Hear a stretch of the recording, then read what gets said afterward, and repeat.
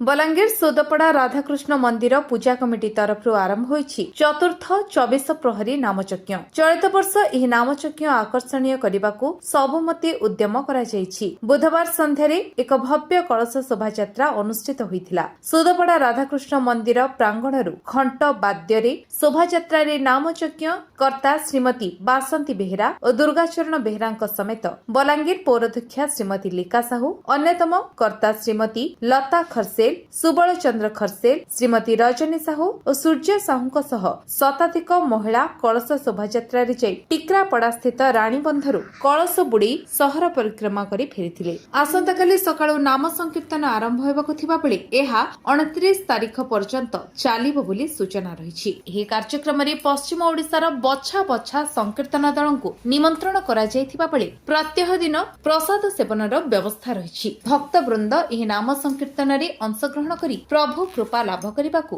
Committee तरफ अनुरोध करा जायछि। आज आम सोदपड़ा चतुर्थतम प्रहरी 24 प्रहर नाम यज्ञ होबार लगी जाऊे।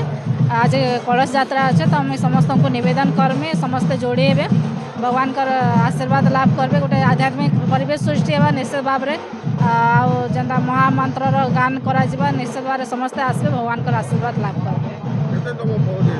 चारतम प्रहरी चतुर्थ वर्ष करा जाउचे। बहुत धूमधाम रे समस्त भक्तंकर समागम रे होचे। एबे कलश यात्रा रे आमे पानी धरकरी आसमु तारपरे नामटा स्टार्ट करा जे। बलांगीर अंजु पृष्ठिका रिपोर्ट विश्व विजय न्यूज ओडिशा।